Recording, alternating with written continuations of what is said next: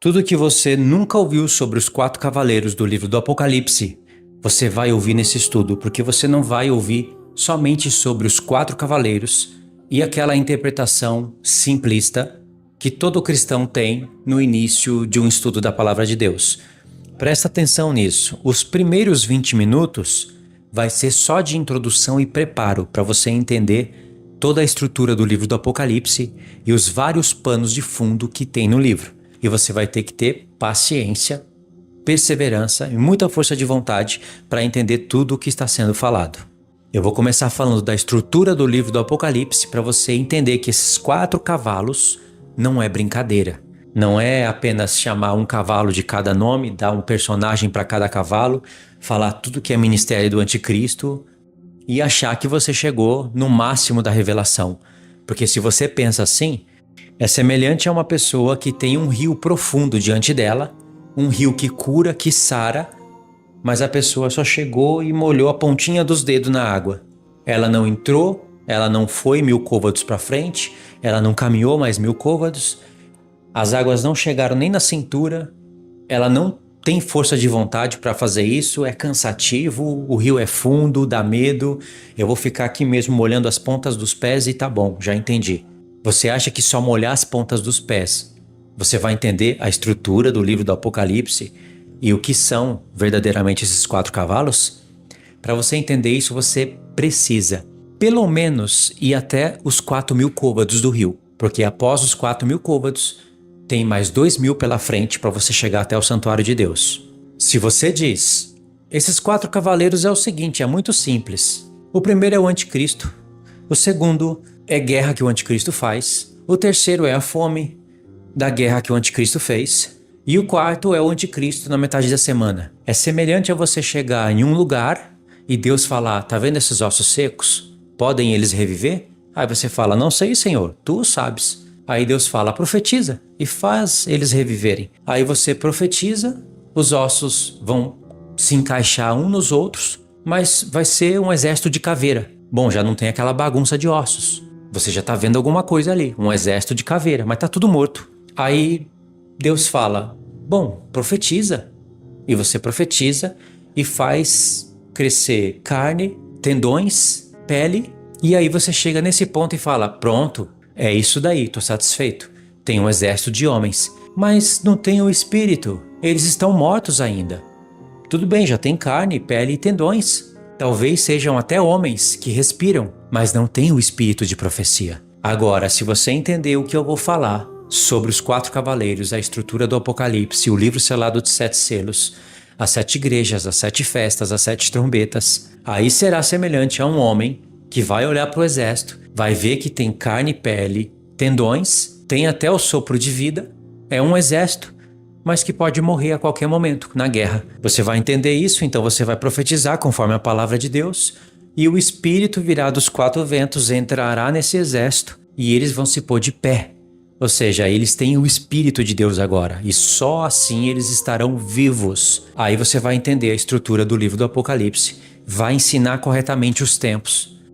Vai por um tempo até ficar envergonhado da visão que você tinha antes, mas por outro lado vai ficar feliz de poder entender tanta coisa e poder explicar tanta coisa, tudo conectado com a lei, com o Salmo, com os profetas, com o Novo Testamento e com o livro do Apocalipse.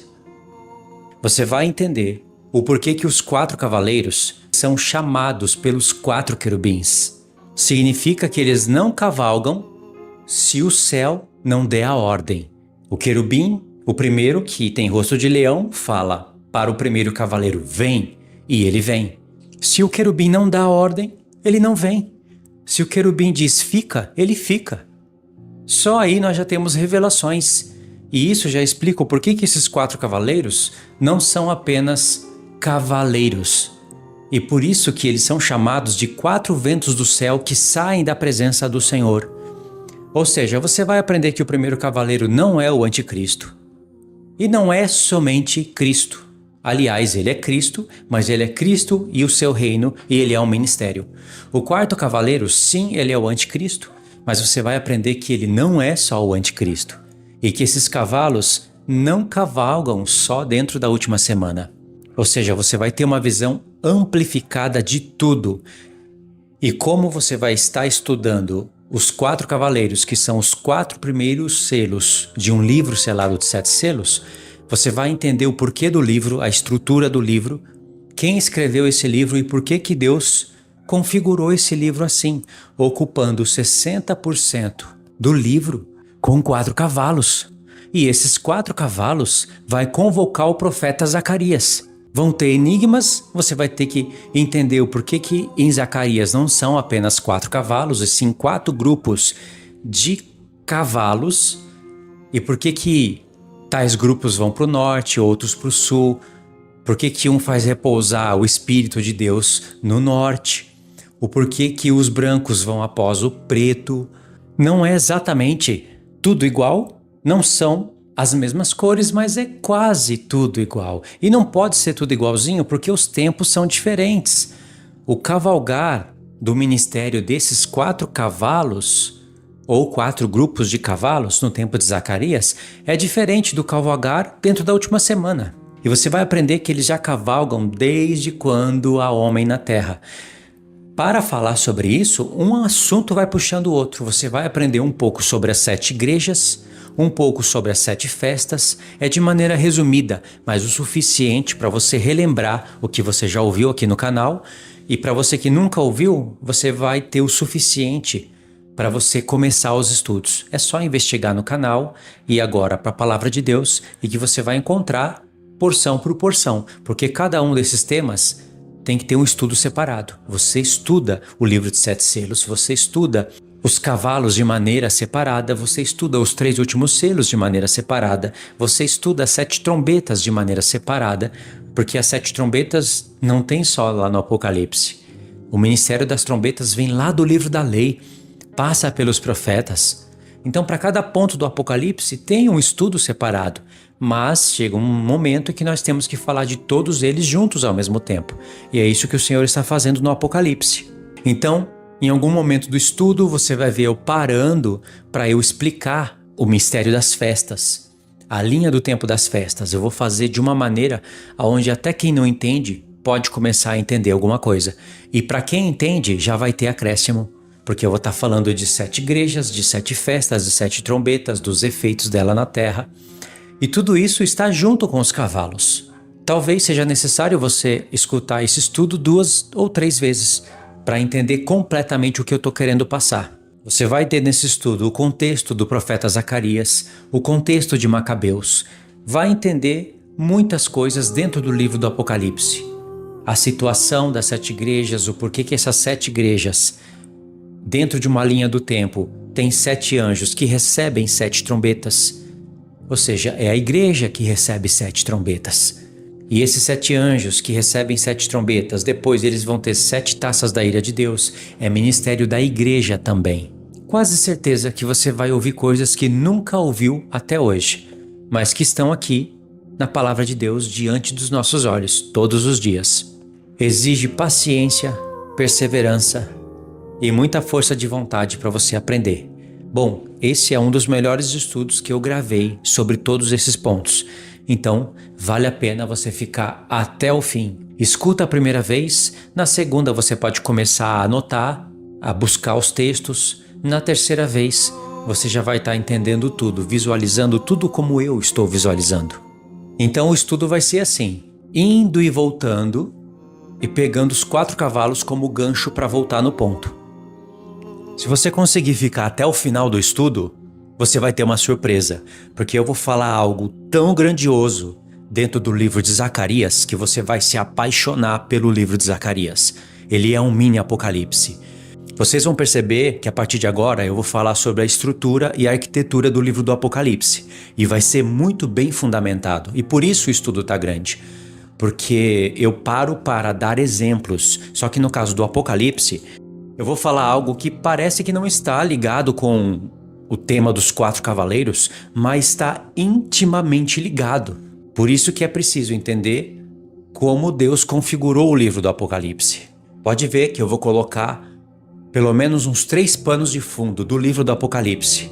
Você vai ver o livro do Apocalipse como se ele estivesse sendo construído do zero. Você vai ver os pilares, você vai ver o espaçamento, o embelezamento do livro. o tipo de luz. Ou seja, você vai ver toda a estrutura e a arquitetura desse livro. Mesmo que resumidamente, porque esse livro é infinito, você vai ter bases o suficiente para entender tudo o que eu estou falando. A mesma coisa nós vamos ter que fazer com o livro de Daniel e com o livro de Zacarias, que são minis apocalipses. Mas só que isso eu vou fazer na parte 2. E na parte 2 nós vamos poder somar esses 3 livros e entender o porquê que o Senhor configurou o livro do Apocalipse dessa maneira. Também vai ser necessário você enxergar, vou repetir as palavras, estrutura e arquitetura do livro da lei, porque é ele que dá base para tudo. Não vou contextualizar essas coisas agora, mas saiba que o livro do Apocalipse, ele é todo configurado pelas palavras dos profetas.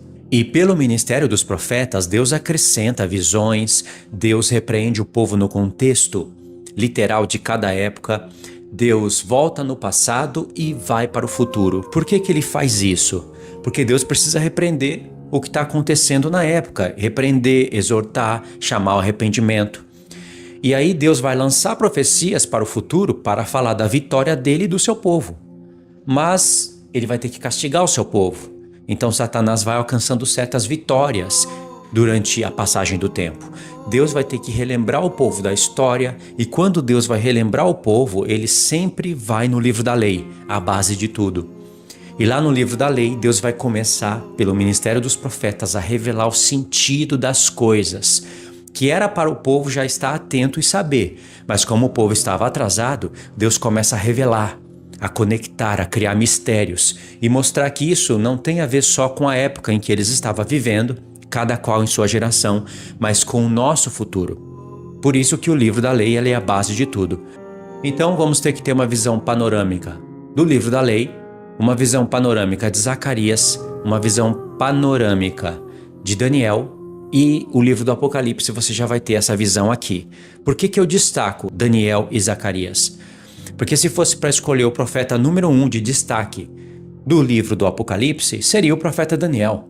Se fosse escolher o profeta número 2 de destaque, seria Zacarias. E a partir do Apocalipse 11, as visões de Daniel e Zacarias vão começar a mesclar.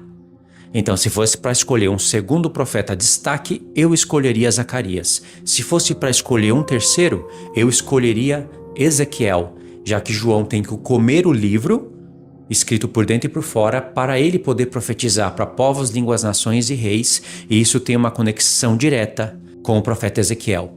E o profeta Ezequiel come um livro, profetiza suspiros e ais, pragas, e termina num templo que é bem semelhante à Nova Jerusalém, mas não é a Nova Jerusalém. O apóstolo e profeta João, ele também come um livro, vai profetizar trombetas, taças, pragas, suspiros, ai, e vai terminar a sua profecia na Nova Jerusalém. Ou seja, João, ele vai além do que foi Ezequiel. Mas ambos os profetas se completam. Um vai até um tempo e o outro vai além. Um profetiza até o milênio e o outro profetiza até a eternidade, pós-milênio. Mas todos os profetas são necessários, Deus faz referência para todos os profetas, sem esquecer de um. Deus faz referência até para livros que não foram incluídos no cânon, que deveria ser, mas não foi, e que Deus pretende entregar esses livros para nós e já está nos entregando.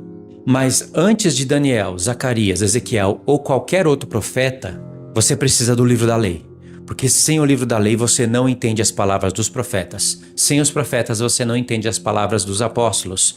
E sem os apóstolos não tem Novo Testamento, não tem igrejas estabelecidas, não teria como elas receberem o livro do Apocalipse. Mas o profeta Daniel, ele tem uma especialidade que ele treina a nossa mente. Eu já falei isso no canal várias vezes. Se você passou por alguns dos meus vídeos sobre Daniel, você entendeu que Deus treinou a mente do profeta Daniel. É uma academia para o cérebro, o livro do profeta Daniel.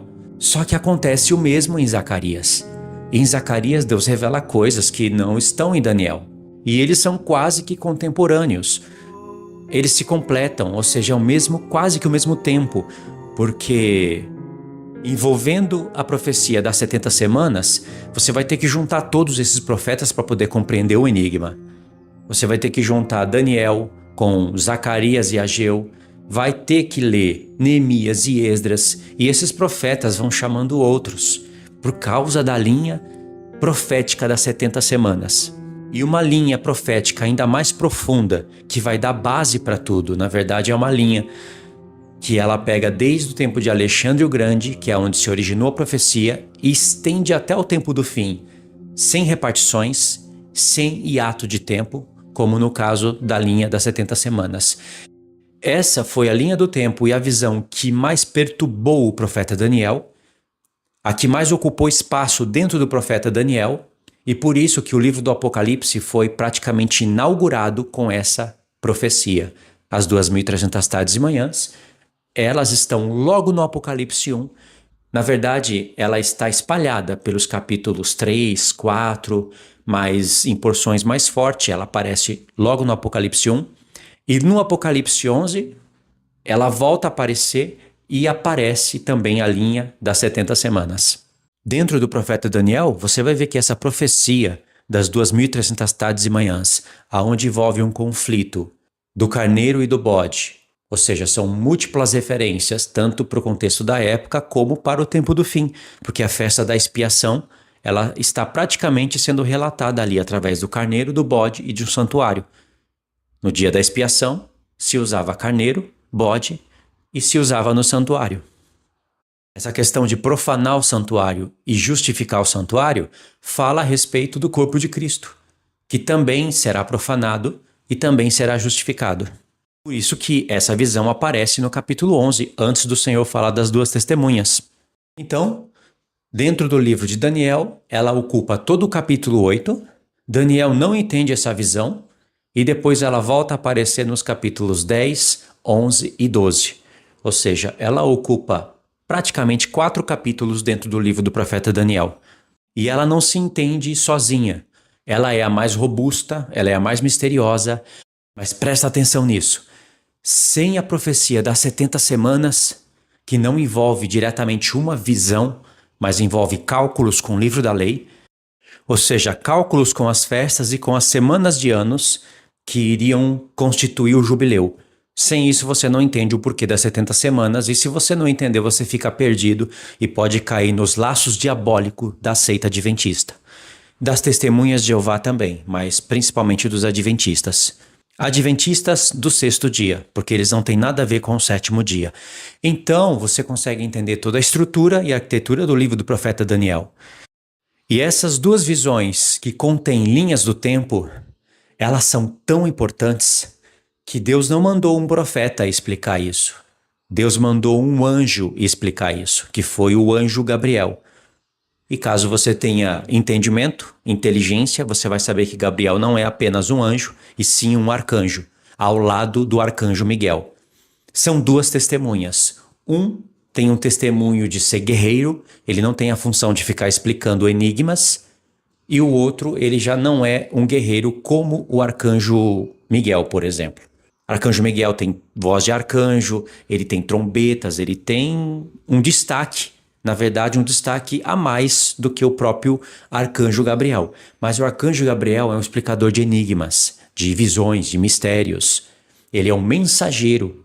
Então, Deus enviou ele para explicar a visão das 2.300 tardes e manhãs, quando Deus poderia ter dado um sonho para Daniel e através do sonho ele acordar com a explicação. Como no caso de Daniel 2, de Daniel 7, Daniel acordou com a explicação. Mas quando o livro de Daniel foi tomando forma, a estrutura, a arquitetura foram aparecendo de maneira mais robusta, Deus envia o arcanjo Gabriel na terra. E o arcanjo Gabriel, desde o capítulo 10 até o 12, ele está explicando exatamente a visão do capítulo 8, as 2.300 tardes e manhãs. E na conclusão da explicação, Gabriel vai mostrar que está tudo envolvido. Tudo o quê? Todas as visões do livro, todas as profecias, os 3 tempos e meio de Daniel 7, com as 70 semanas de Daniel 9, com as 2.300 tardes e manhãs de Daniel 8, que é a visão que ele está explicando, ele mescla tudo no final, não fazendo divisão ou separação dessas profecias. Elas têm sim uma separação porque uma começa no tempo da Pérsia e outra começa no tempo da Grécia.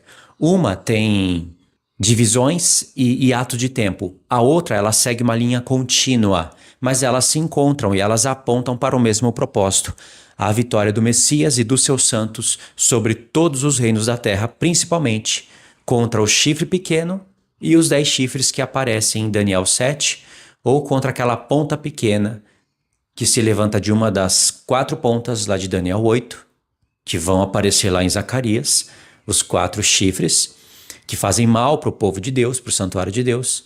De uma dessas pontas se levanta também um chifre pequeno e ele vai se engrandecer contra o príncipe do exército e lançar alguma das estrelas do céu por terra. Veja, são 2 chifres pequenos que aparecem no livro do profeta Daniel. Parece que são distintos, mas não são. São exatamente o mesmo personagem. Só que um aparece como uma figura no tempo da Grécia. Um traz um comprimento parcial. O outro, realmente, ele aparece entre os 10 chifres. Vocês já perceberam isso? E são essas coisas que vão treinando a nossa mente. 2 chifres pequenos, 2 contextos, 2 visões. Só que, veja, enquanto uma teve um cumprimento parcial no tempo da Grécia, coisas semelhantes aconteceram lá com os Macabeus e Antíoco Epífanes. A outra não teve nenhum momento na história em que algo parecido aconteceu. Nunca houve 10 reis unidos na história para que do meio desses 10 reis se levantasse uma ponta pequena e fizesse guerra contra 3 chifres. Nada parecido aconteceu. E no lugar de você dizer, como dizem os falsos judeus messiânicos, não todos, mas muitos deles, que a profecia da Grécia já se cumpriu, aquela ponta pequena já foi Antíoco Epífanes, e eles desconstroem toda a estrutura da profecia, você vai entender o mistério. O mistério que o próprio anjo está explicando nos capítulos 10, 11 e 12, que o que aconteceu no tempo da Grécia vai servir de modelo para a besta que vai se levantar no fim. Ora, isso também é confirmado pelo anjo que está explicando as profecias para João, quando ele diz que a besta que João viu apontou para algo no passado. Não é o tempo de Roma, mas há de se levantar no futuro, há de se levantar do abismo. Ele faz trocadilhos de palavra. Então, se João, no tempo de Roma, olhasse imediatamente para trás, ele ia ver algo semelhante lá no tempo da Grécia, que já era um leopardo com 4 cabeças. Não era 7, mas eram 4. Esse leopardo havia vencido a Pérsia, que é um urso. E a Pérsia havia vencido a Babilônia, que era um leão.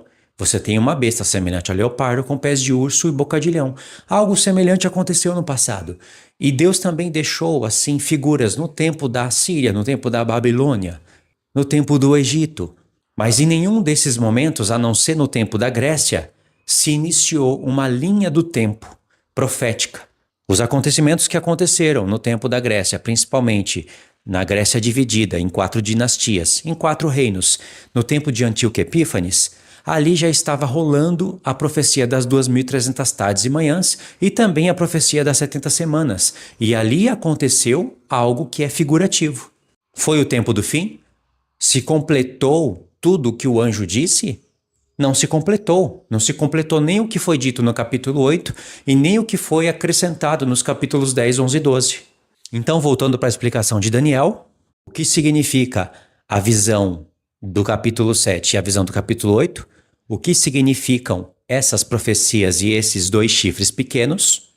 Peraí, você não vai ensinar sobre os 4 cavaleiros? Eu estou falando sobre o tempo dos 4 cavaleiros. Eu estou dando o contexto. Você não acredita que o 4º cavaleiro é o anticristo? Então, o que é o anticristo se não o chifre pequeno? Presta atenção, está tudo relacionado. É muito mais do que aquilo que a gente pensava. Mas voltando para Daniel, você entende que as visões de Daniel, os 2 chifres pequenos, as 2 linhas do tempo, ou seja, as 70 semanas e as 2.300 tardes e manhãs, significa que são profecias complementares. Uma profecia está usando o tempo e o contexto da Grécia, vai mostrar que isso vai ter um comprimento parcial e está dando a direção de onde esse chifre pequeno se levanta, que é do reino dos Seleucidas, na Síria. Antiga Babilônia, atual Síria, futura Grécia, futura Roma Oriental, futura Constantinopla, futuro Império Otomano atual Turquia. Por outro lado, em Daniel 7, não mostra a localização, mas sim o tempo e onde ele levanta. Ou seja, o tempo é quando tiver 10 reis unidos, e isso é só na 7ª cabeça da besta. E é nesse tempo que ele se levanta, com essa configuração, o que Paulo explicou em 2 Tessalonicenses 2, e os cegos pré-tribulacionistas se recusam a ver, que o anticristo se levanta na sua ocasião própria, e que o arrebatamento da igreja não pode acontecer antes disso. Alguns desses tolos e desses bodes preferem alterar a palavra apostasia do que ir para o profeta Daniel e entender o que o apóstolo Paulo mesmo direcionou a gente a entender. Ele já disse, vocês não lembram que eu costumava explicar para vocês todas essas coisas? E citou profecias lá do livro de Daniel, citou porções do capítulo 11 do profeta Daniel que explicam o capítulo 8. E Paulo diz, lembra disso? Então vocês sabem o que o detém para que ele se manifeste na sua ocasião própria. Se Paulo quisesse falar que a igreja seria arrebatada antes, ele falaria, não precisaria usar a palavra apostasia em significados diferentes e quebrar um padrão do mesmo uso da palavra apostasia dentro do grego no Novo Testamento e ficar criando mistérios e enigmas. Se os pré-tribulacionistas falam isso abertamente tão claramente, por que o apóstolo Paulo ficaria meio que tímido para falar algo que é tão importante para a igreja? E é por causa disso que eles não conseguem nem sequer enxergar a estrutura e a arquitetura dessas coisas. Isso daqui que eu falei para vocês compõe mais ou menos 50% da estrutura e arquitetura do livro do profeta Daniel. Mas você precisa de mais detalhes e você precisa ter essa mesma visão no livro de Zacarias, que é o que nós vamos fazer na parte 2. Só que no final da parte 1, eu já vou fazer uma ligação tão boa, tão completa, que vocês vão ficar admirados pelo profeta Zacarias.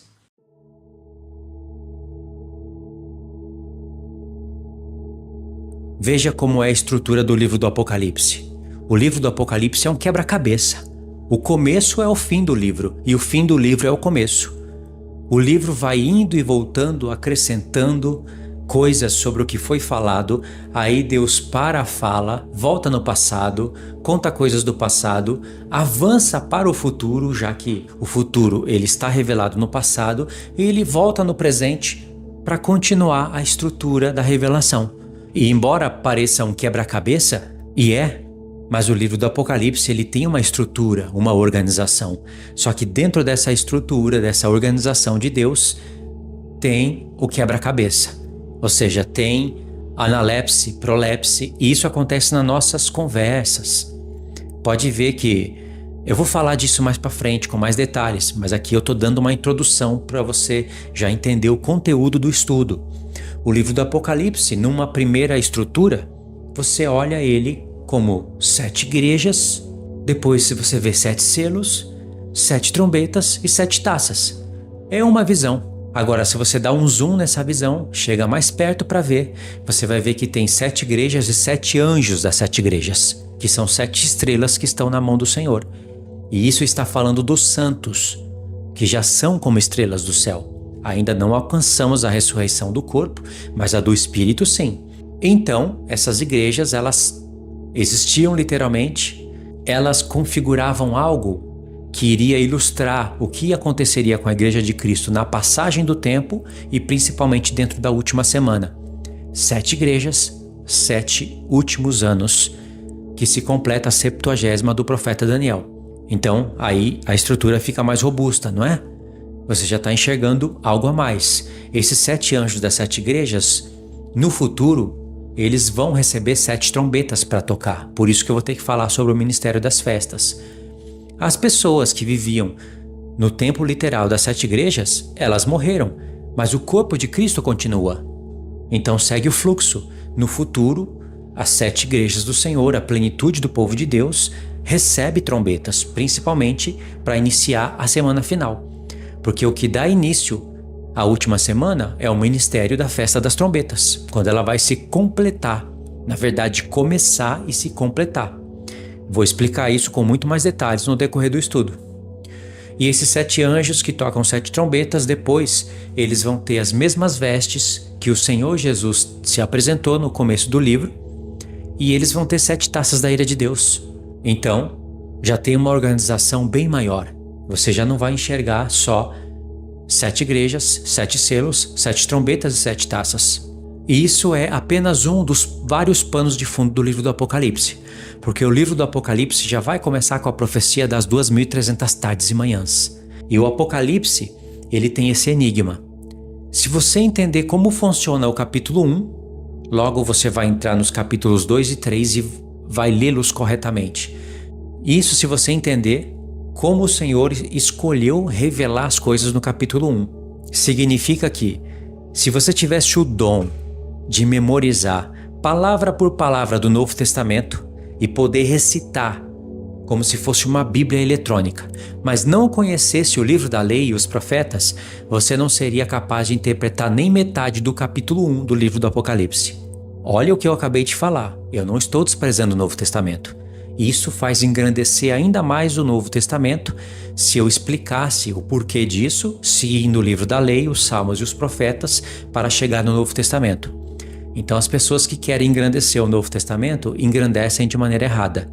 Porque você não vai poder entender o porquê que o Senhor Jesus se apresentou com voz de trombeta, com a roupa de um sumo sacerdote no dia da expiação e se apresentou diante de uma menorá logo no início do livro. O Senhor já está chamando aí as festas como pano de fundo, a profecia das 2.300 tardes e manhãs como pano de fundo, já que ela precisa de ter cumprimento, através da menorá.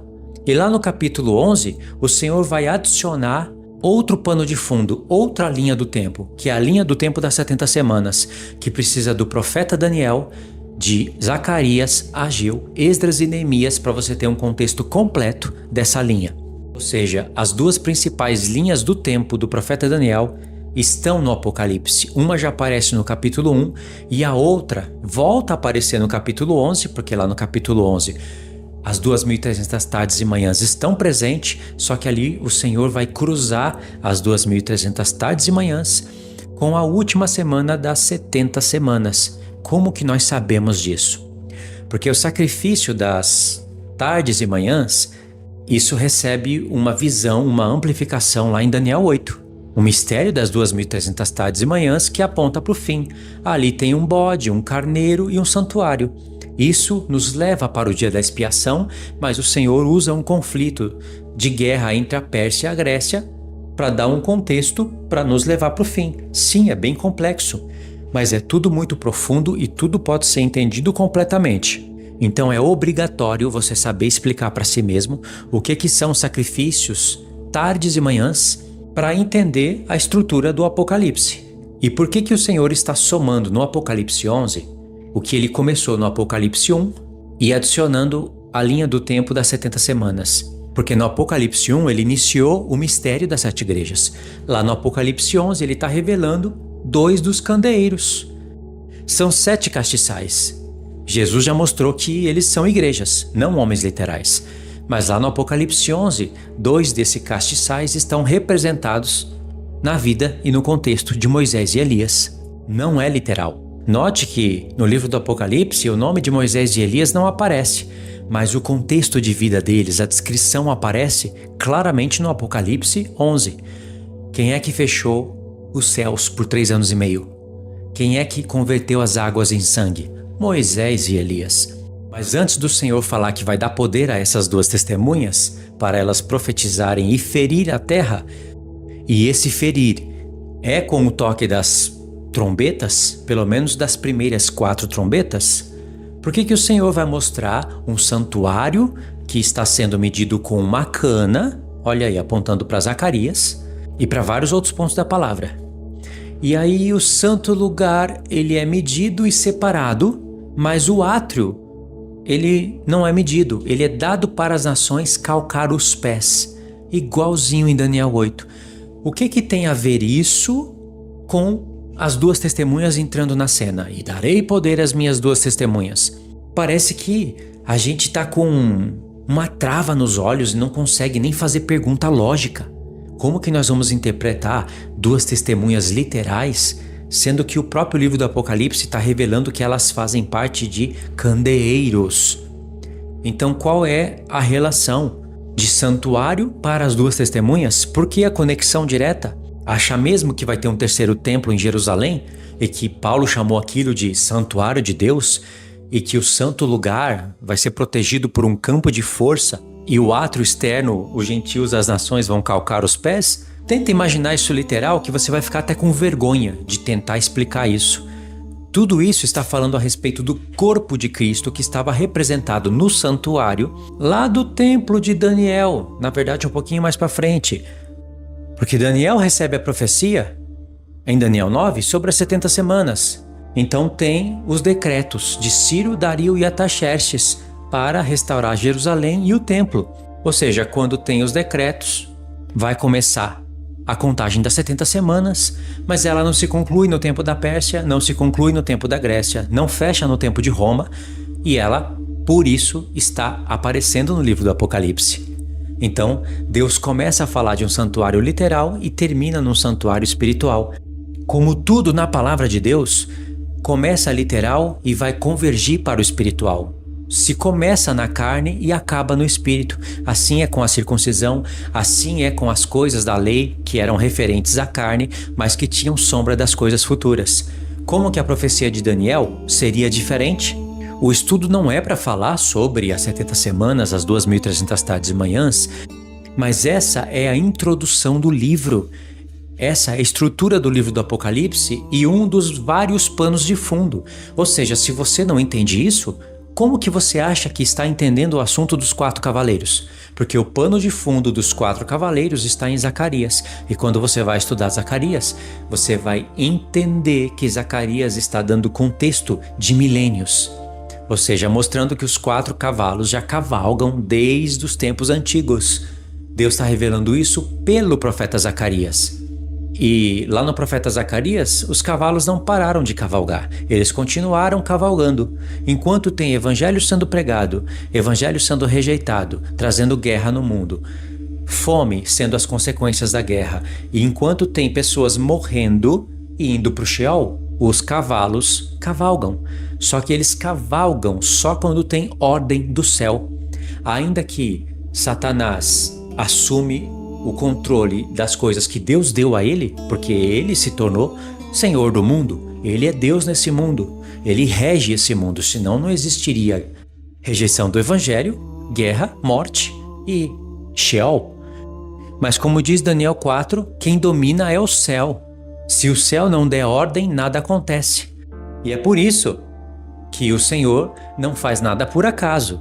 Cada cavalo só pode cavalgar se houver um decreto de cada querubim. Claro que os decretos vieram de Deus, mas Deus usa os querubins para passar mensagens, já que cada um tem um rosto respectivo que conta histórias de Cristo trabalhando para a sua igreja e a igreja trabalhando para as nações. E os querubins não precisam falar muita coisa. É só eles falarem: vem, vem, vem e vem. E santo, santo, santo é o Senhor dos Exércitos. O restante está escrito no modelo deles, a maneira como Deus os criou, e não é apenas uma figura e uma representação para usar, para florear um estudo e ele ficar mais bonito. É para acrescentar profundezas do Evangelho de Cristo. Nunca se esqueça, esses personagens foram criados com beleza extrema. São os seres mais próximos do trono de Deus, os guardiões do trono do Senhor. Não que Deus precise de proteção, pelo contrário, se algo mais grave ocorresse no céu, quem iria precisar de proteção da parte de Deus são eles. Mas são guardiões no sentido de mostrar a grandiosidade de Deus, a multiforme sabedoria na criação de Deus. Enigmas escondidos estavam nesses querubins e eles nem sequer tinham ideia disso. Deus foi manifestando isso através da terra. Como Paulo bem disse em Efésios 3, os céus aprendem com a terra. Conforme o evangelho vai sendo revelado, o céu vai aprendendo. E vice-versa, nós aprendemos também com o céu. Aliás, é nesse mesmo capítulo que ele coloca a terra como uma família e o céu como uma família. E nós sabemos que essas duas famílias vão se reencontrar. Não são apenas duas famílias no sentido de Judá e Efraim, judeus e gentios, casa de Judá e casa de Israel, que precisam se unir. Depois que elas se unirem e formarem uma família unida, um reino unido, Deus vai unir a família do céu e a família da terra em um só reino, como era no princípio antes da rebelião. E sabe de uma coisa? Essa majestosa revelação está revelada no livro do profeta Zacarias, no capítulo 13. Eu acho que você já percebeu que a introdução do estudo já ficou para trás há muito tempo, nós já estamos dentro do estudo, dando estrutura a todo o livro do Apocalipse, mostrando a arquitetura de todas as coisas, mas ainda vamos entrar nos 4 cavaleiros, no livro do profeta Zacarias, e ainda vai precisar de uma parte 2, para mostrar a profundidade das palavras dos profetas do Novo Testamento, porque nós vamos também usar porções do Novo Testamento, finalizando todo o tema no livro do Apocalipse. Perceberam isso, né? Então vamos continuar. Olha que interessante. Os cavaleiros do Apocalipse, eles são coisas difíceis de se entender. Não é fácil como a gente pensa. Deus não pegou 4 selos e colocou 4 cavalos em cada um dos selos por acaso. Seria ocupar mais de 50% do conteúdo do livro. Se fosse só para falar de 4 cavalos, como que Deus iria fazer um plano num livro selado de 7 selos, ocupar mais de 50% do livro com 4 cavalos, aonde não tem origem, não tem história, algo que a gente tem que interpretar baseado na lógica dentro do Apocalipse. Então o próprio livro selado de 7 selos, nos 4 selos, já serve para a gente de exemplo a como estudar o Apocalipse. A revelação dos 4 cavaleiros do Apocalipse contém 4 camadas de revelação. São essas. A primeira, ela vai falar a história da última semana. Esse é o mais fácil de se enxergar, apesar de ser profundo, é o que quase todos vão enxergar e isso não está errado.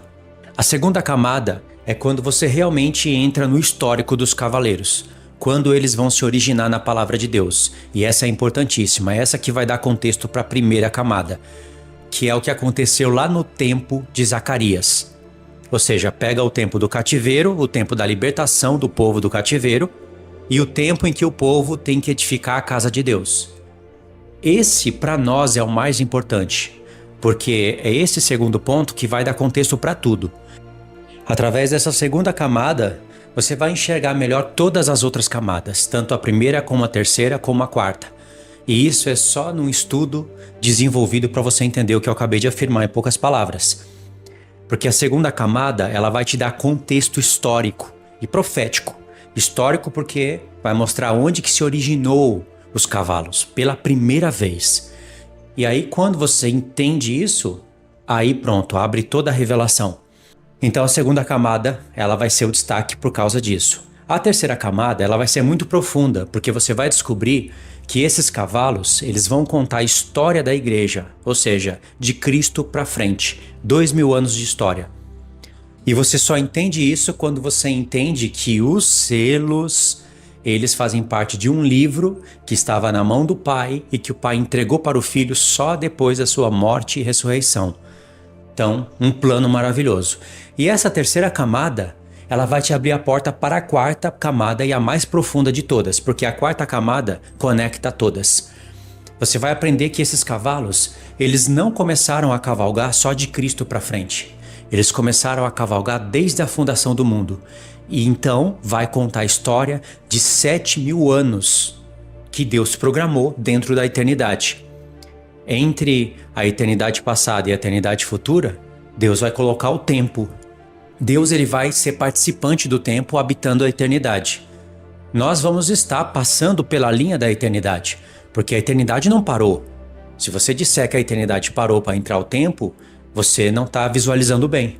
A linha do tempo da eternidade, ela está debaixo da linha do tempo, aonde há tempo, contagens de dias, semanas, meses, anos, séculos e milênios. Nós estamos presos ao tempo, com vida limitada, mas Deus, ele é atemporal. Tudo que Deus viu você praticar, falar, fazer, escolher antes da fundação do mundo é resolvido no tempo. É no tempo que são anotadas as nossas obras. E aí então, Deus vai te levar para a eternidade futura. Ou seja, ele vai nos dar esse entendimento completo do assunto da predestinação, que também envolve todo esse mistério. E por isso, um livro selado de 7 selos. Não é que cada selo vai falar de um milênio. Deus cria paralelos em alguns pontos, mas nem em todos. É assim com os 7 selos, as 7 trombetas, as 7 taças, as 7 igrejas. É assim com as 7 festas. Existem paralelos de maneira que dá para a gente alinhar tudo isso. Mas não quer dizer que vai ficar tudo de maneira sincronizada perfeitamente, porque não faria sentido Deus fazer assim. E esse quarto ponto, só para você ter uma ideia de que ele é real, você pega logo o quarto cavaleiro, que ele se chama a morte e o Sheol, que na nossa tradução está traduzido como inferno. A morte e o Sheol. Ou seja, esse quarto cavaleiro não é um personagem só. Às vezes um cavaleiro é um personagem, como você vai descobrir isso, mas isso não é um padrão, não é uma coisa engessada, aonde Deus não modifique e não amplie a revelação. A gente que está limitado em uma visão simplista, porque a gente não evoluiu. Mas depois que você entende como Deus trabalha com os padrões, com as exceções, com as camadas de revelação, cruzando o passado, presente e futuro e contextualizando isso pelos profetas, aí você vai entender que um cavaleiro pode ser um personagem e esse personagem pode representar vários fatores. Como o primeiro cavaleiro, você acha que é o anticristo, talvez. Eu também já achei isso está errado e eu vou voltar a falar sobre isso várias vezes aqui no vídeo. Se o primeiro cavaleiro fosse o anticristo, ele saiu vencendo e para vencer. E o anticristo não é sozinho, ele é um reino. Então não é só o anticristo, é ele e o seu reino. Então isso vai te levar a uma interpretação diferente dos fatos. Não que você vai errar em tudo, mas vai te levar a uma interpretação diferente. Se o primeiro cavaleiro é Cristo que saiu vencendo e para vencer, aí então você vai ter uma linha do tempo, você vai ter várias revelações e você vai ver que Cristo não saiu sozinho. Ele vai usar o seu corpo. Ele é a luz do mundo, mas ele passou essa luz para a igreja. Ele disse que a igreja é a luz do mundo, tanto é que ele usou a igreja como figura da menorá. O quarto cavaleiro, ele é o anticristo, mas ele não é só o anticristo. Ele foi chamado de morte e Sheol. O anticristo, o personagem dele, homem, o qual vai habitar o espírito de Satanás, ele não é o Sheol. O Sheol é uma prisão literal, debaixo da terra. E a morte é um estado mortal do homem, onde ele, ainda em espírito, vive, mas ele é morto. Isso não é contradição, porque existe a vida de Deus, que é a vida espiritual, a literal. Tem pessoas que estão vivas literalmente, mas estão mortas espiritualmente. E para Deus só vive quem tem Cristo e quem tem o Espírito. Então a morte é um estado mortal do homem. Só que esse estado mortal tem um espírito. Ele não tem visão de nada do que acontece aqui na Terra. Ele já passou pela Terra, morreu e entrou num estado mortal. Não vê nada do que acontece aqui na Terra, mas tem sofrimentos. Tem consciência de um histórico de lembranças que ele tem. E isso antes mesmo dele ser julgado. Isso é a morte, é um espírito. E essa morte, ela fica presa dentro de uma prisão chamada de Sheol, que em muitos textos da Bíblia foi traduzido incorretamente como inferno. Então veja, o quarto cavaleiro não é só o anticristo. Ele está falando do dragão, da antiga serpente, de Satanás, que gerou a morte, tanto no céu como na terra.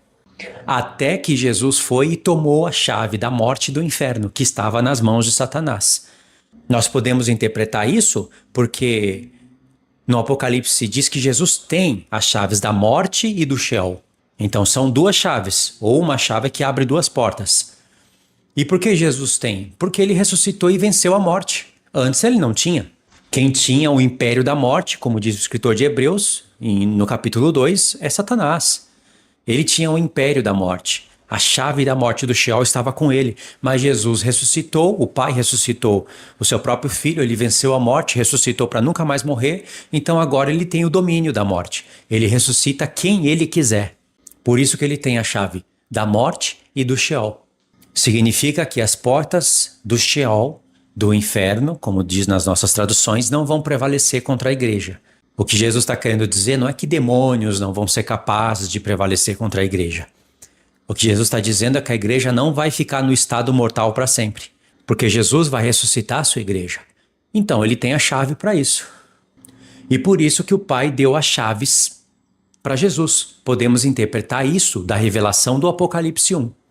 Logo, esse quarto cavaleiro, ele é um estado de morte de Sheol, ou seja, desde quando existe morte na terra, Desde quando existe um Sheol e as almas vão para o Sheol, esse cavaleiro já cavalga. Então o ministério dos cavaleiros já começou desde a fundação do mundo. Conforme as nações vão crescendo, fazendo guerra, matando uns aos outros, esses cavalos vão tomando forma. E esses cavalos, eles são ministérios de Deus. Esses cavalos não falam só de coisas do anticristo, do domínio das trevas, de Satanás. Tanto é que o primeiro cavaleiro fala de Cristo e do seu evangelho. Não fala do anticristo. Por isso que Deus deu esse nome para o quarto cavaleiro, para a gente entender isso. A morte não vai existir dentro do milênio? Ela vai existir, mas essa morte ela vai ser rapidamente julgada, porque a morte só entra através do pecado. Como ainda no milênio vai existir pecado e vai existir morte, e as pessoas que morrem vão para o Sheol, então a gente poderia interpretar que esses cavalos estariam cavalgando dentro do milênio. Só que dentro do milênio vai ser um reino de justiça, paz e alegria. De maneira que Deus não vai permitir esses cavalos cavalgarem, trazendo as consequências dos pecados dos homens na terra, por ordenação do céu. Ou seja, a morte vai existir, mas o cavalo não vai estar cavalgando. Agora, depois do milênio, quantas coisas vão acontecer? Satanás vai ser solto e vai juntar as nações que há nos quatro cantos da terra, que Deus chamou de Gog e Magog. Então esses quatro cavaleiros, eles vão cavalgar pela última vez depois do milênio. Então uma história é antes do milênio, outra história é depois. A última vez que eles vão cavalgar antes do milênio é dentro da grande tribulação. Essa é a revelação. Ou seja, esse quarto cavaleiro só vai deixar de existir só depois que a morte for julgada no grande trono branco e a morte e o Sheol forem lançados no fogo. Aí o quarto cavaleiro jamais vai existir. E se o quarto cavaleiro ainda existe, a fome existe, cavalo preto. Guerra, espada, justiça existe, cavalo vermelho. E a pregação do evangelho é o cavalo branco. Então, esses cavalos, eles vão cavalgar de uma maneira diferente dentro do milênio. Não é como agora eles estão cavalgando, como eles cavalgavam no tempo de Zacarias e como eles vão cavalgar dentro da grande tribulação. Você já ouviu isso antes? Certeza que você nunca ouviu isso antes, porque você ficou preso naquela revelação inicial e ainda errada, pensando que o cavalo branco é a falsa paz, é o anticristo, e eles vão cavalgar uma única vez dentro da grande tribulação. Isso é por falta de ler só o profeta Zacarias. Se você lesse o profeta Zacarias e meditasse, você iria avançar, não iria ficar preso numa revelação que não é completamente errada, é da palavra, você vai ter uma certa luz das coisas, mas ainda vai ser uma luz tipo das 8 horas da manhã, 9 horas no máximo. Se quiser ter a luz das 10 horas, 11 horas, meio-dia, uma luz plena, um dia perfeito, com luz solar que traz vitamina D, aí sim você vai precisar avançar para esse método de interpretação que o próprio Senhor está nos dando. Então o quarto cavaleiro, por ele se chamar a morte, o inferno, e nós podemos conectar isso dentro do próprio livro do Apocalipse, vendo quando que a morte e o Sheol vão ser julgados e lançados no fogo, nós podemos interpretar isso assim, sem dar muita volta, sem ler muitas passagens, mas em poucas palavras. Eu vou voltar a falar mais um pouquinho disso dentro do estudo, sem ler muitos textos. Não é um estudo onde eu estou lendo todos os textos passo a passo. Isso eu pretendo fazer no canal, um pouco mais para frente, quando surgir a oportunidade, numa lousa, se possível 2, com desenhos e linhas do tempo, porque esse estudo é muito profundo. Vocês vão ver já a profundidade dele aqui com esse áudio. Então são essas 4 camadas. Depois dá uma olhadinha na descrição do vídeo que eu vou colocar elas em ordem para você e aí vocês vão se lembrar disso perfeitamente. Vou adicionar também alguns textos, se eu achar necessário, para vocês terem esses textos para confirmar, para vocês entenderem que não é só o anticristo que tem um arco na mão e o anticristo jamais vai sair vencendo e para vencer. Jesus ele saiu vencendo e para vencer. E no Apocalipse 19 ele está como vencedor. Não quer dizer que ele venceu só na sua segunda vinda. Ele venceu quando ressuscitou. Antes da sua morte, ele decretou que ele venceu. Ele disse: está consumado. A fé do filho era tanta que, mesmo antes de morrer, ele sabia que o pai iria ressuscitá-lo. E ressuscitando, nada mais iria dar errado. Antes da sua morte, o desafio dele em vencer como homem e passar pela Páscoa, aí as coisas poderiam mudar. Jesus mesmo disse que ele poderia rogar ao Pai e o Pai mandar mais de 12 legiões de anjos para acabar com o Império Romano. E também acabar com tudo, né? Porque já que os planos de Deus não iriam se cumprir, o filho iria voltar frustrado para o céu, porque é isso que iria acontecer. Jesus não disse que o Pai iria matar ele. Jesus disse que o Pai iria interromper tudo o que foi dito. Todas as palavras dos profetas iriam ser frustradas. Era como se o Pai tivesse que aplicar a ressurreição antes do tempo, não salvar todos aqueles que ele queria, tipo nós que iríamos nascer nesse tempo. Os profetas iriam ficar frustrados e o céu iria ficar envergonhado porque o filho não venceu. O Pai teve fé no Filho e o Filho teve fé no Pai. Antes mesmo de Jesus morrer, ele disse: está consumado. Não significa que estava tudo feito. Só está consumado lá no Apocalipse, quando ele diz: está feito. E 2 vezes isso está dito. Tem palavras ali no Apocalipse que elas não estão sendo faladas sem sentido. Presta atenção nesses 2 textos. Você vai pegar a revelação bem rápido. Apocalipse 16, verso 17. Então derramou o 7º anjo a sua taça pelo ar, e saiu grande voz do santuário do lado do trono, dizendo: feito está. O que está feito? Aqui diz que com essa taça, Deus derrubou a Grande Babilônia. E já revela o que é a Grande Babilônia no mais alto nível de interpretação. Não é só a Igreja Católica, ou só Meca, ou Jerusalém, ela sendo no estado de prostituta, sabendo que Jerusalém não vai ser destruída, porque Deus prometeu. Igreja Católica, Meca, todas as nações do mundo, elas serão. Mas Jerusalém não. Jerusalém vai ser castigada e Deus vai reverter o estado de prostituição dela. Só essa aspas para dar um alerta aí contra o antissemitismo teológico, porque ele é bem forte no nosso tempo. Então Jerusalém não vai ser destruída. Pode ver, derramou a taça pelo ar, e enquanto cidades de nações caíam, tudo era removido do lugar. O que aconteceu? João disse: Deus se lembrou da Grande Babilônia. A Grande Babilônia não é só Meca? Supostamente não é só a Igreja Católica? Tinha que estar escrito: Deus se lembrou da Igreja Católica. Mas está escrito: Deus se lembrou da Grande Babilônia. Enquanto Deus se lembrava da Grande Babilônia, cidades de nações caíam. Todo o sistema tecnológico. Pode ver que as primeiras taças afetam aqueles que têm a marca do sistema, a marca da besta. As últimas taças, principalmente a 7ª, ela afeta o sistema que gerou a marca.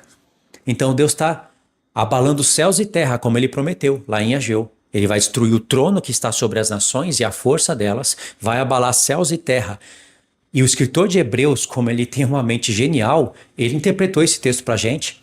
Ele diz que Deus vai abalar tudo, todas as coisas que são abaláveis, para que um reino inabalável permaneça. E esse é o reino de Cristo. Só um homem iluminado por Deus iria interpretar esse texto, que não sei se vocês sabem, mas é a interpretação do final da 70ª semana. Assunto para outro vídeo. Então, a 7ª taça foi derramada e Deus falou que está tudo feito porque ele julgou a Grande Babilônia. Claro que vai ter um julgamento no grande trono branco logo em seguida, mas aqui você vê a satisfação de Deus em ver esse mundo ruir. Então, isso está feito. Mas ainda vai ter que ter a prisão da besta, do falso profeta, o julgamento, eles vão ser lançados no lago de fogo vivo, um milênio vai acontecer, depois do milênio Satanás vai ser solto, um grande engano vai se levantar outra vez na terra. Então tem coisas para se fazer ainda, não tem? Apocalipse 21, verso 6. Disse-me ainda: tudo está feito. Aqui é só depois que a Nova Jerusalém desce do céu. E ela só desce do céu depois que a morte, o Sheol, ou seja, o 4º cavaleiro, ele é julgado e lançado no lago de fogo. A Nova Jerusalém desce para a terra. Você tem que entender a grandiosidade dessa revelação. E aí vem esse testemunho. Tudo está feito. Tudo. Aqui a palavra é tudo. Deus não poderia falar tudo está feito no Apocalipse 16, verso 17. Porque ele sabia que tinha coisas para se fazer, para acontecer ainda. No Apocalipse 21, verso 6, ele diz que tudo está feito. Não tem mais nada. Até a morte foi eliminada. Por isso que a Nova Jerusalém desceu do céu. Só para você ter uma ideia aonde a nossa limitação nos deixa. Nos deixa com uma mente tão habitolada nas coisas religiosas que a gente limita as revelações da palavra de Deus. Dá gosto a aprender essas coisas e entender isso e ver que não fica a ponta solta. Tudo isso que eu falei até aqui foi para mostrar, através do exemplo do quarto cavaleiro, que esses cavalos cavalgavam desde a fundação do mundo. Deus revelou isso lá no profeta Zacarias, deu contexto para o tempo da grande tribulação e nós sabemos que esses cavalos vão cavalgar ainda uma última vez depois do milênio. Agora, vamos retomar a meditação. Eu vou falar do livro selado de 7 selos, de outras porções conforme eu vou me lembrando aqui, ok? Algumas coisas eu vou repetir de novo, porque elas vão voltar na minha mente para eu conectar os pensamentos. Eu vou continuar pelo livro selado de 7 selos, ok? Jesus só recebeu esse livro quando ele morreu, ressuscitou e subiu aos céus. Quando Jesus sobe aos céus e tem um livro selado de 7 selos na mão do Pai, vocês não entendem como um plano que o Pai escreveu e deu para o Filho? Aquele livro ali era tão sagrado que não foi anjo que escreveu e ninguém era digno nem sequer de olhar para ele. Não foi encontrado ninguém no céu, na terra e nem debaixo da terra. João ficou tão frustrado por algum momento porque ele achou que nem o cordeiro era digno, mas foi achado digno, porque ele morreu e ressuscitou. E aquele livro é um conteúdo que o próprio Pai deu para o Filho. Por isso que no começo do livro diz revelação de Jesus Cristo que ele recebeu de Deus. E ele, por intermédio de um anjo, passou para João.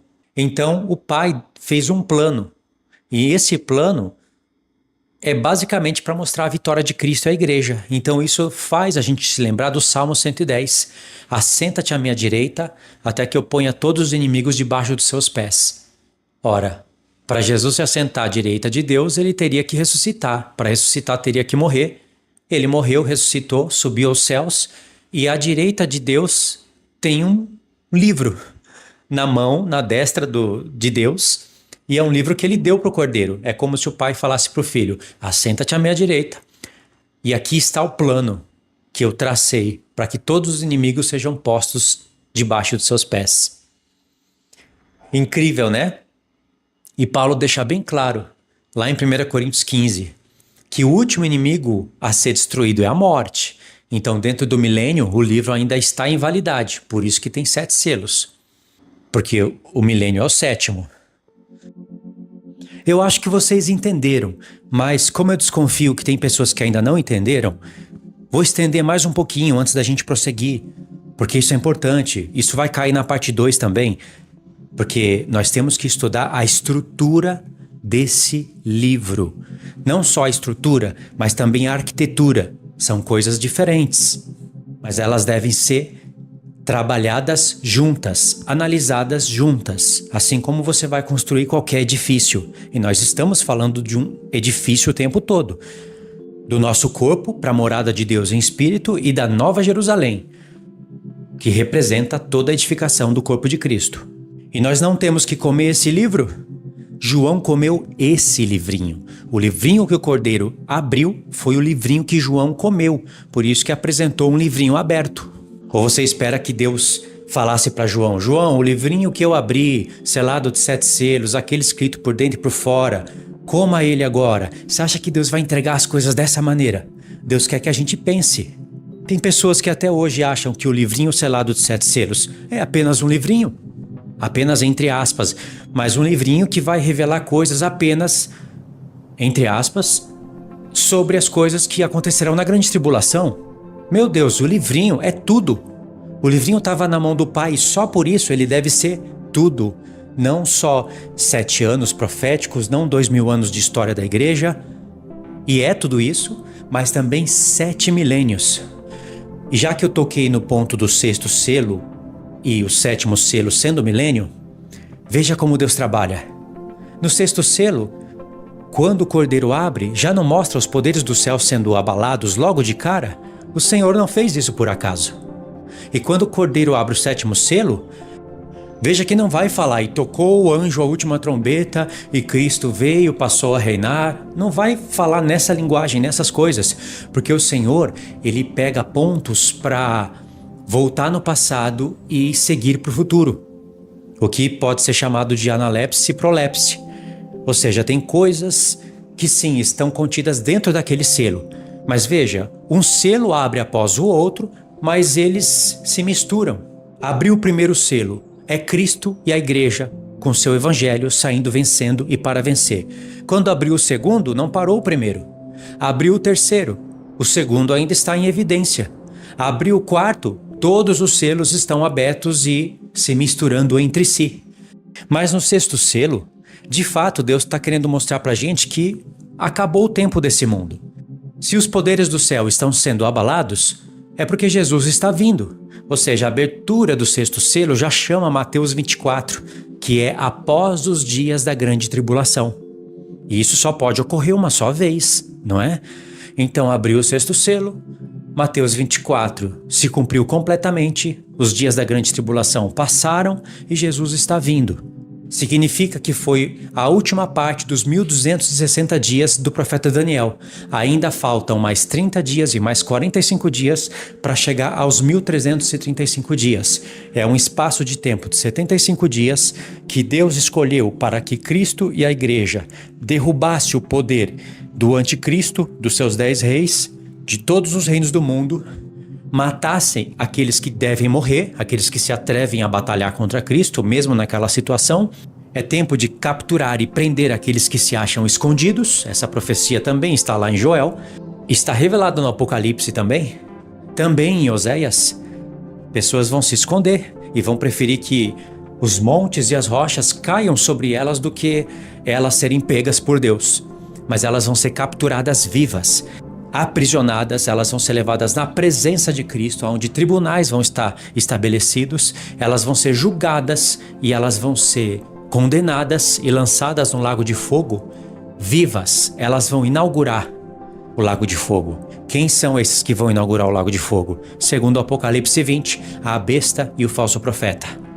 Não são dois personagens. Está falando aí de reinos, de um sistema religioso, de um sistema político, e o sistema tecnológico vai cair pela sétima trombeta.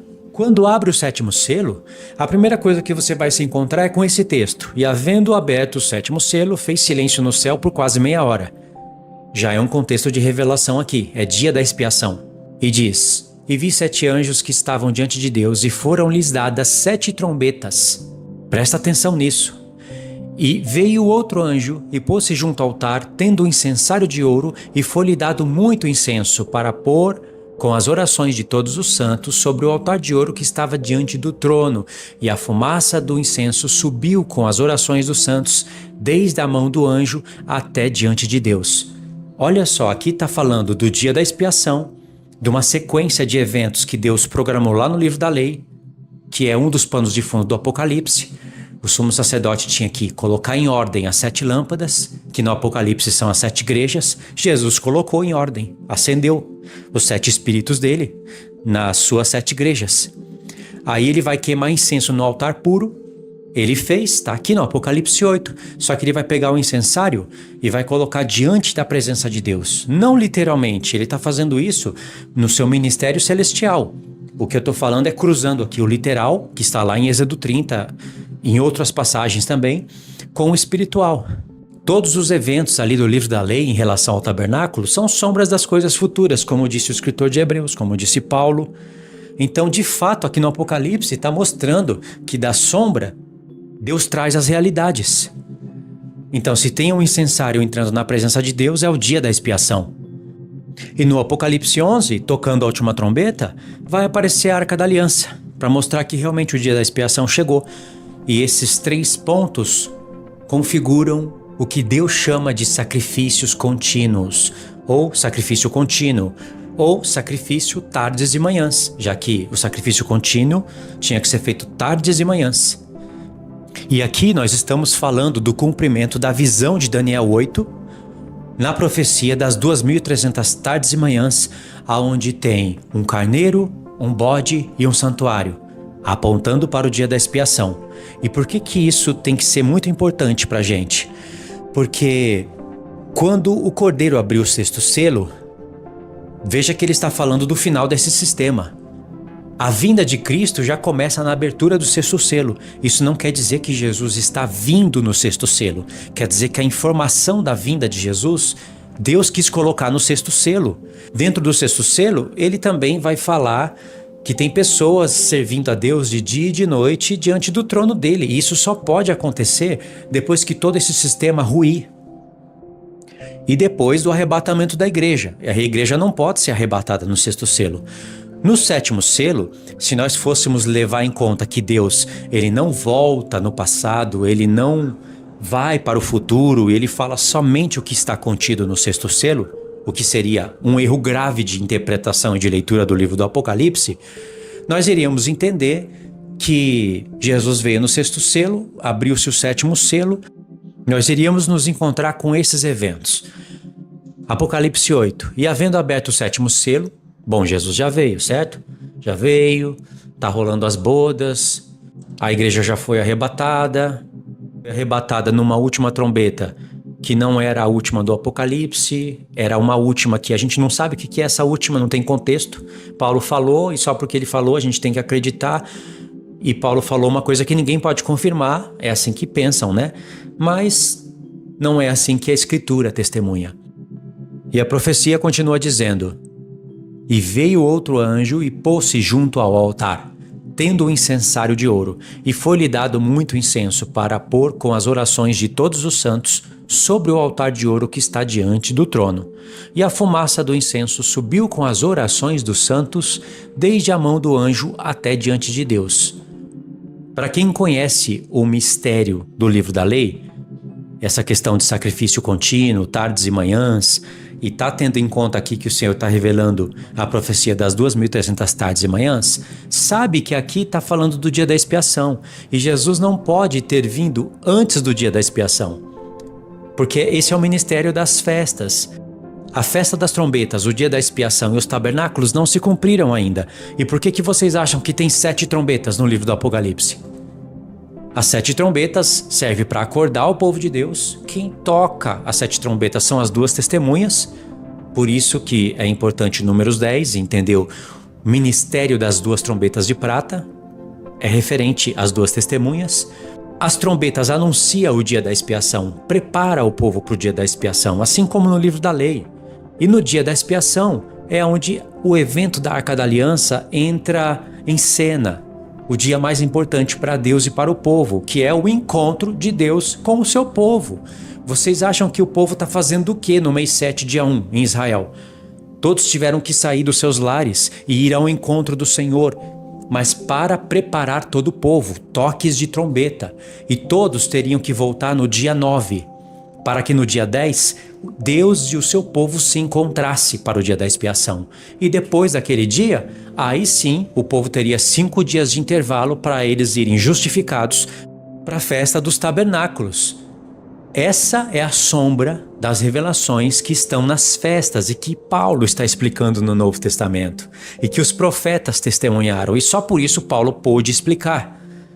Então, como Jesus está vindo, ou melhor, já veio, antes do dia da expiação, que está no Apocalipse 8, então não entra em sincronia. Se eu abandonar o livro da lei, abandonar as palavras dos profetas, eu consigo distorcer as palavras de Paulo, e aí eu prego um outro evangelho. Mas se eu contextualizar tudo, tudo vai entrar em sincronia. Então o Apocalipse 8, aonde mostra a abertura do 7º selo, Deus ele abre o 7º selo, que é aonde Jesus vai vir e aonde o milênio vai ser introduzido. Só que o Senhor volta um pouquinho para dar contexto nas coisas. Ele quer mostrar o que realmente vai pôr as pessoas justificadas dentro da festa dos tabernáculos.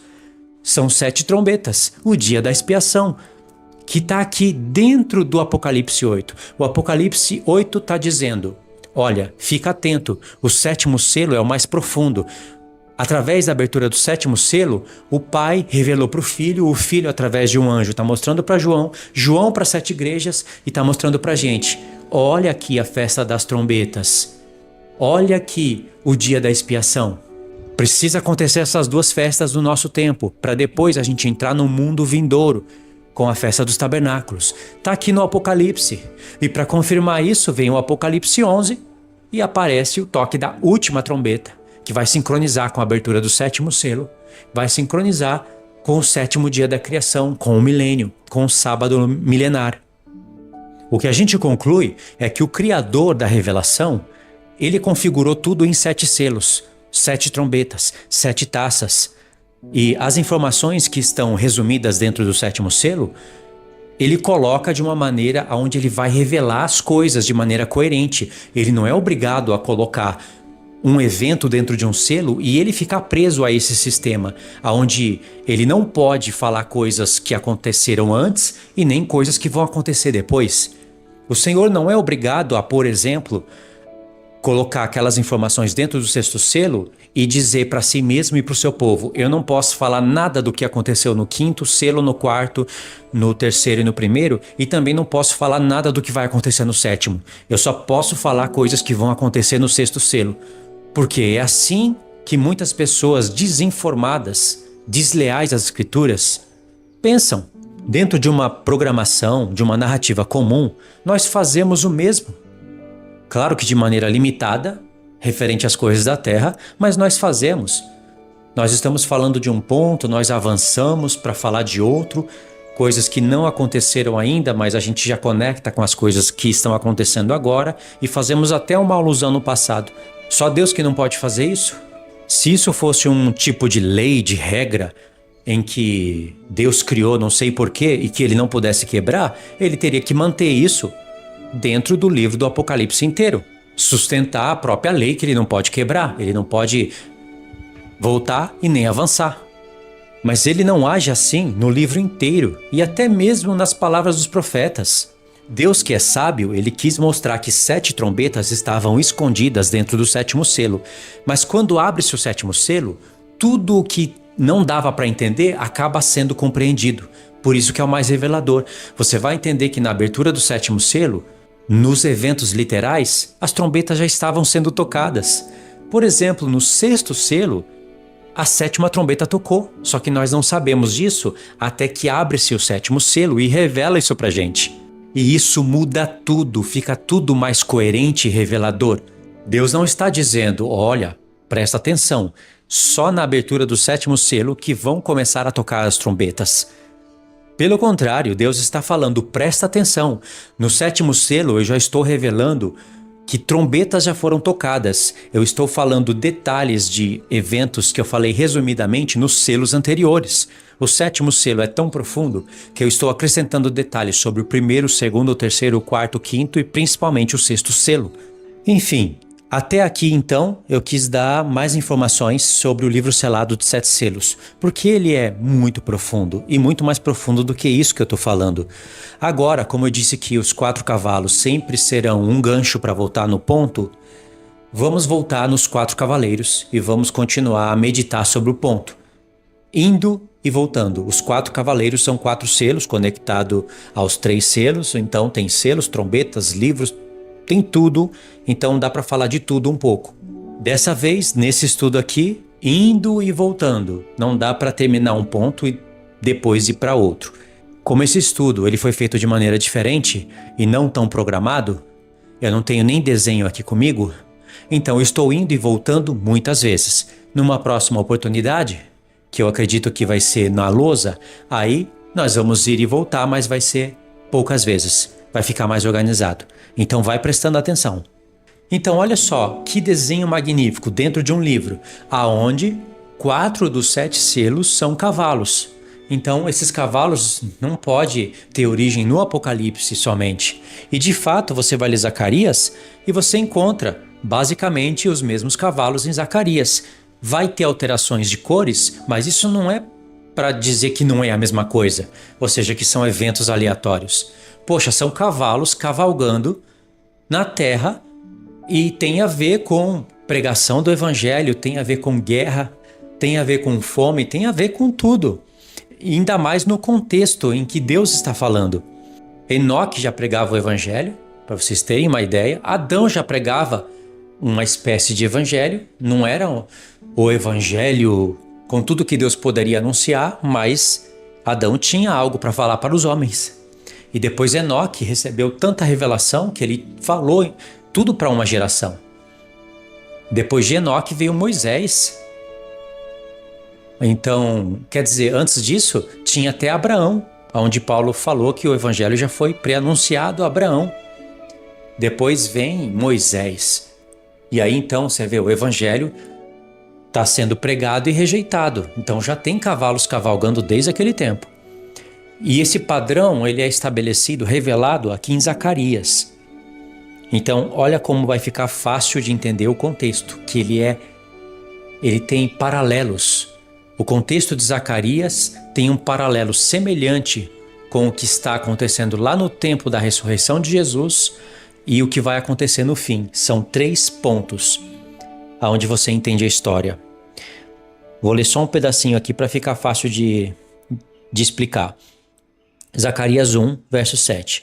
No 24º dia do mês 10º, que é o mês de Sebate, no 2º ano de Dario, veio a palavra do Senhor ao profeta Zacarias, filho de Baraquias, filho de Ido. Tive de noite uma visão, e eis um homem montado num cavalo vermelho. Um homem montado num cavalo vermelho. Bom, tem um paralelo com o Apocalipse, e se a gente interpreta que o cavalo branco é o anticristo, o cavalo vermelho é a consequência do seu reino, certo? Mas olha aqui. Estava parado entre as murteiras que havia num vale profundo, atrás dele se achava cavalos vermelhos, baios e brancos. Então não são as mesmas cores, exatamente as mesmas cores, e também são vários cavalos. São 4 grupos de vários cavalos.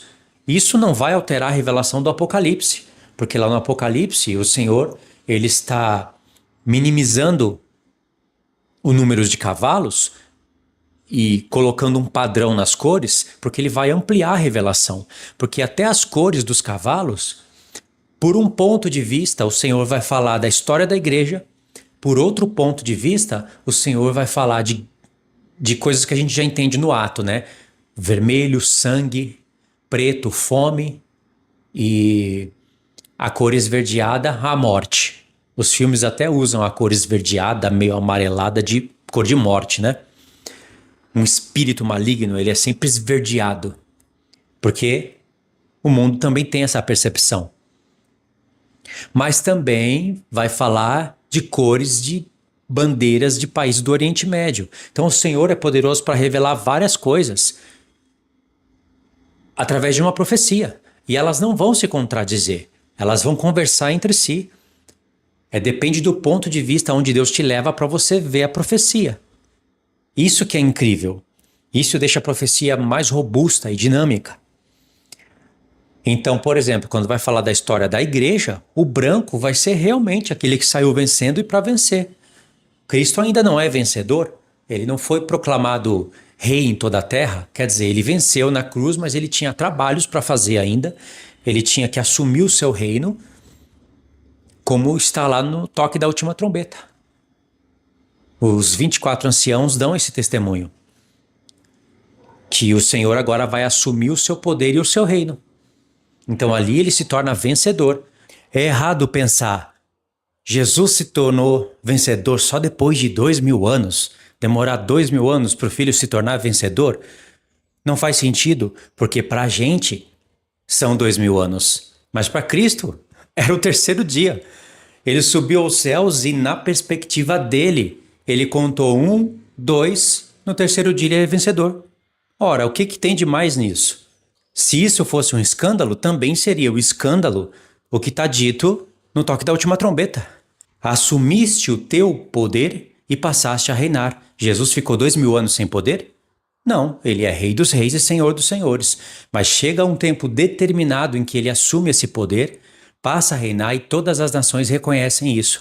E já começou pelos 24 anciãos, que fala grandes coisas a respeito da igreja, das 12 tribos celestes e terrestres, conforme eu já ensinei em outros estudos. Eles já reconheceram isso e tiraram suas coroas de ouro e depositaram diante do trono, para mostrar agora o reino é de Cristo e do seu Messias. Antes eles estavam ali, junto com os anjos, junto com os arcanjos, dominando a terra. Porque lá em Daniel 4 tem o testemunho de que o céu domina. Eles se tornaram vencedores. Aqueles 24 anciãos foram provados, assim como qualquer outro anjo, arcanjo, querubim, todos foram provados. Foram provados quando?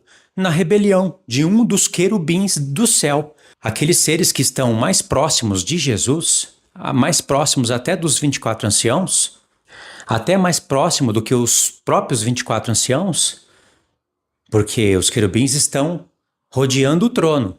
Os 24 anciãos estão em volta do trono também, mas entre os 24 anciãos e Jesus tem os querubins, ou seja, eles estão mais próximos. Deus está revelando essa questão de mais distante e mais próximos. Os anjos todos estão em volta do trono. E depois dos anjos? Deve ter classificações, é claro. Depois dos anjos tem os 24 anciãos. E depois dos 24 anciãos, o próprio Senhor, que na verdade nem está tudo em alinhamento. O Senhor está sobre os 24 anciãos. Ou seja, o Senhor está mais sublime do que tudo, até mesmo do que todos os céus, como diz o escritor de Hebreus. Esse é o cenário celestial real, se nós fôssemos olhar certinho, olhando para Apocalipse, para Ezequiel, para Isaías, para o testemunho dos profetas. Agora que eu usei todos esses exemplos, concluindo aquela parte que eu disse sobre o cavalo branco do Apocalipse 6 e o cavalo branco do Apocalipse 19. Não são contrastes. Na verdade, é uma continuação do ministério de Cristo e da Igreja.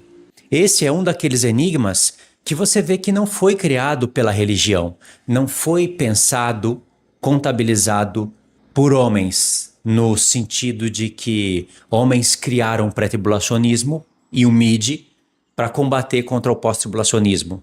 Não foi no sentido de homens criarem um milênio espiritual. Ou seja, Deus não falou nada disso, Deus não colocou isso criado pelas Escrituras para provar o nosso coração. Mas a questão do cavalo branco, você vê que é enigmático. Você vê que o Senhor realmente colocou ali uma questão, como se o Senhor tivesse planejado e pensado. Aqui eles vão ficar em dúvida se é o anticristo ou se sou eu. Porque vai haver uma certa semelhança no ministério do anticristo. Quando ele iniciar a última semana, ele vai trazer uma mensagem de paz, pelo menos para o seu reino. Só que eles têm que entender que as duas testemunhas também iniciam uma mensagem de paz no início da semana. Ao passo que elas, ao meu comando, saem vencendo e para vencer. Mas o anticristo não sai vencendo e para vencer. Eles vão ver um cavalo vencedor no Apocalipse 19 e atrás desse cavalo vencedor e do seu cavaleiro, um exército de cavalos, de vencedores. O Apocalipse 19 está explicando que é a própria igreja e eles vão ter que entrar em uma conclusão. Ou esse cavalo é uma extensão do cavalo 6, ou esse cavalo é um contraste do cavalo 6. E pela lógica das escrituras, sem abandonar contextos, o cavalo do Apocalipse 19, de fato, faz muito mais sentido ser Cristo como vencedor. E a igreja, as suas testemunhas, vencedores atrás do vencedor. O líder está na frente.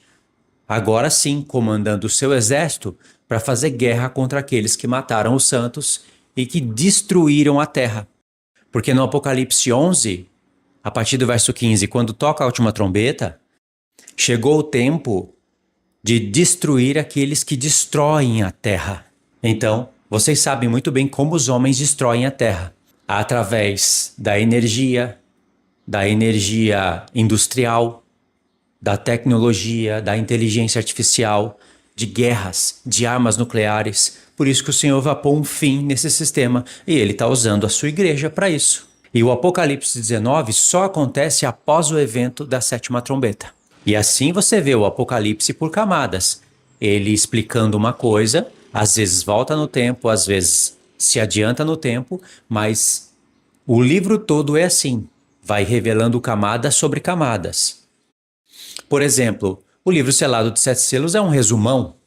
Então, tudo o que foi falado resumidamente dentro dos 7 selos, principalmente ali dentro dos primeiros selos, selo 1, 2, 3 e 4, que são 4 cavaleiros, Deus vai acrescentar através de trombetas. E tudo o que foi falado através de trombetas, Deus vai acrescentar lá no Apocalipse, capítulos 11, 12 e 13. O que acontece na abertura do quinto, do sexto e do sétimo selo, o que acontece no tocar da sexta, da sétima trombeta. Vamos colocar as três últimas como os três ais. Esses detalhes estão ali no Apocalipse, capítulos 11, 12 e 13. E aí os capítulos 14, 15 e 16 adicionam mais detalhes ainda porque entram com as taças. E assim o Apocalipse vai sendo revelado por camadas. E lembra, eu estou atento no estudo, eu parei a leitura no verso 9, vamos continuar no verso 9. E aí você vai entendendo toda essa conta.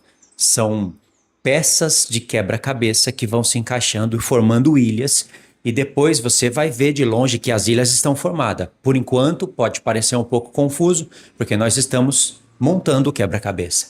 Depois, você vai perceber isso, você vai olhar para a mesa e vai perceber que tem várias ilhas montadas e desconectadas. Elas estão desconectadas porque ainda estarão faltando peça, mas você vai ver alguma coisa ali fazendo sentido. Você vai perceber e falar, olha, tem algo aqui. Já tem planos, já tem ilhas. Eu estou vendo praticamente os continentes. Agora falta a junção das coisas. E aí as peças que estão faltando, elas vão ficar mais visíveis na mesa, já que as ilhas se formaram. Sobraram menos peças. Agora fica fácil encaixar as peças que vão conectar as ilhas. Então, vamos continuar lá em Zacarias no verso 9. No final do estudo, você olha o quebra-cabeça e veja se ele não está montado. Então perguntei, meu senhor, quem são estes? Respondeu-me o anjo que falava comigo, eu te mostrarei quem são eles. Então respondeu o homem que estava entre as murteiras e disse, veja, o homem que está entre as murteiras está no cavalo vermelho, e esse é o anjo do Senhor no contexto. São os que o Senhor tem enviado para percorrerem a terra. Eles responderam ao anjo do Senhor, que estava entre as murteiras, e disseram, nós já percorremos a terra. Os cavalos falando com o Senhor. E a terra agora está repousada e tranquila. Olha só, aqui está a revelação. O ápice da revelação para você entender o que está acontecendo no Apocalipse 6. Então o anjo do Senhor respondeu, ó Senhor dos exércitos, até quando terás compaixão de Jerusalém e das cidades de Judá, contra as quais está indignado faz 70 anos? Então aqui já era o final dos 70 anos de cativeiro, que vai fazer também uma linha reta até o final da 70ª semana. E pegando, claro, o início da última semana, que é onde esses cavalos vão cavalgar pela última vez. Não é a primeira, mas será a última. Respondeu o Senhor com palavras boas, consoladoras, ao anjo que falava comigo. E este me disse, clama, assim diz o Senhor dos exércitos, com grande empenho estou zelando por Jerusalém e por Sião, e com grande indignação estou irado contra as nações que vivem confiantes. Porque eu estava um pouco indignado, elas agravaram o mal. Deus diz que ele estava um pouco indignado com as nações, mas elas agravaram o mal. Por que elas agravaram o mal? Porque Deus estava irado com a sua própria casa, com o seu próprio povo. Só que aí eles foram e destruíram o santuário e começaram a se ensoberbecer. E começaram a ficar tranquilos, a terra toda estava calada diante do Império Babilônico, e Deus agora ele quer castigar a Babilônia, o que vai servir de recado para a grande Babilônia no final, e para o povo de Deus que vai estar sendo destruído. Portanto, assim diz o Senhor, voltei-me para Jerusalém com misericórdia, a minha casa nela será edificada, diz o Senhor dos exércitos. O cordel será estendido sobre Jerusalém. Clama outra vez dizendo, assim diz o Senhor dos exércitos, as minhas cidades, no plural, está falando de cidade mesmo. Aqui o Senhor está tratando de dois assuntos, a casa espiritual dele e a casa literal em Jerusalém. As minhas cidades ainda transbordarão de bens. O Senhor ainda consolará a Sião e ainda escolherá Jerusalém. Ou seja, não é tudo aqui a casa de Deus espiritual e não é tudo também o templo de Ezequiel e casa literal. O Senhor está tratando do literal e do espiritual juntos, como nós sabemos. Porque aqui já foi dada a ordem, o decreto, por Ciro, Dario e Artaxerxes, para edificar o templo. E quando essa ordem é dada, começa a se contar 70 semanas. No final das 70 semanas, tem que haver fim de pecados, o cessar da transgressão, o expiar da iniquidade e justiça eterna. E aí sela a visão, sela a profecia e o Santo dos Santos é ungido. Esse Santo dos Santos está falando de Cristo e a igreja. Ou seja, a profecia das 70 semanas começa com um decreto literal, com uma casa sendo edificada literalmente, mas ela vai convergir para o espiritual, principalmente quando acontece a pausa na semana 69, para a entrada dos gentios, e depois a ligação para finalizar as 70 semanas. E no final dela, a casa de Deus, ou seja, o corpo de Cristo vai estar edificado, mas Deus ainda escolheu Jerusalém. Não é a do alto não precisa de reforma, não tem um momento de rejeição dela, o Senhor não está edificando a Jerusalém do alto, mas o Senhor está edificando o seu corpo e ele escolhe ainda Jerusalém da terra. E para a gente saber que vai haver um templo na Jerusalém da terra e que esse templo não vai alterar em nada que nós somos o corpo de Cristo, é só olhar para o momento agora. O Senhor tem um santuário no céu e não altera em nada que nós somos o santuário de Deus na terra. Então aqui a conta ela está nos induzindo a olhar para Daniel, a olhar para vários pontos da profecia, certo? Agora o que é interessante, o anjo do Senhor está no cavalo vermelho e o cavalo vermelho traz espada. E a espada traz guerra. Isso significa que o terceiro céu domina. Lá em Daniel, capítulo 4, foi dito para Nabucodonosor que ele iria virar bicho por 7 dias, até ele reconhecer que o céu domina. Ou seja, é o tempo do reino celestial. Os anjos eleitos, eles praticamente estão reinando. Só que é um período de reino desses anjos, onde eles estão combatendo o mal. Eles estão lutando para desfazer todo o mal dessa terra, junto com Cristo. E vai chegar um momento em que eles vão se tornar vencedores também. Eles já se tornaram vencedores do engano de Satanás, mas agora o que Satanás faz na terra tem que ser removido, e esses anjos trabalham. Por isso que o céu domina. Isso está registrado em Daniel 4, aonde Nabucodonosor olhou para a Babilônia e disse: não é esta a grande Babilônia que eu edifiquei para minha glória? Veja, a expressão grande Babilônia saiu em Daniel 4. E lá em Daniel 3 foi dito que Deus revela mistérios. Então você tem mistério, a grande Babilônia, que está lá no Apocalipse 17. Tá vendo como as coisas se repetem? Eu vou finalizar a parte 1 do estudo, porque ela já está muito grande, aqui nesse ponto. Clica no link que vai aparecer na tela final ou no comentário fixo, que você vai ser direcionado diretamente para a parte 2. Continuação direta, pegando os 4 cavalos como gancho, e eu vou explicar um pouco mais sobre o contexto de Zacarias e Ageu e a reedificação da casa de Deus, porque é nesse contexto que os cavalos cavalgaram e estavam cavalgando e apareceram pela primeira vez na revelação bíblica.